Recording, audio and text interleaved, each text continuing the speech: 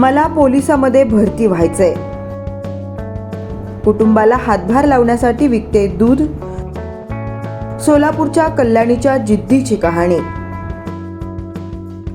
ग्रामीण भागातील बहुतांश मुले हे पोलीस भरतीचे स्वप्न पाहतात. यातच आता दक्षिण सोलापूर तालुक्यातील गुंजे गावात राहणाऱ्या तरुणीनेही पोलिसामध्ये भरती होण्याचं स्वप्न पाहिलं. तसेच आपले स्वप्न पूर्ण करण्यासाठी मागील 4 वर्षापासून ही तरुणी दूध गोळा करून त्याची विक्री करण्याचं काम करते.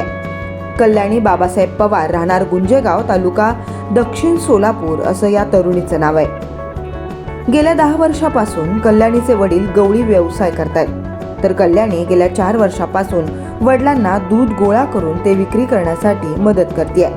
कल्याणी हिच्या घरी 4 ते 5 म्हशी. दररोज कल्याणी 50 ते 60 लिटर दूध गोळा करून गावात विक्री करते. तसेच उरलेलं दूध मोटारसायकलवर येऊन सोलापूर शहरात विक्री करते. कल्याणी पवार या तरुणीला पोलिसामध्ये भरती व्हायचंय. यासाठी ती मागील 4 वर्षांपासून वडिलांसोबत दूध गोळा करून विक्री करण्याचं काम करते. कल्याणी पवार हिच्या घरची परिस्थिती हालाकीची आहे, त्यामुळे कल्याणी आपल्या वडिलांसोबत दूध संकलन करून विक्री करण्याचं काम करते. कल्याणी पवार ही तरुणी 12वीच्या परीक्षेत उत्तीर्ण झाली.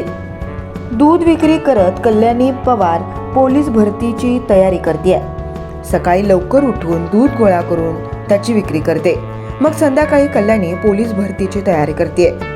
कल्याणी हिच्या कुटुंबात 4 जण आहेत. माझी मुलगी मुलापेक्षा कमी नाही, मुलांच्या बरोबरीनं माझी मुलगी काम करते. गावकऱ्यांच्या तोंडून हे ऐकून मला समाधान वाटतं, असं मत कल्याणीची आई यांनी व्यक्त केलं.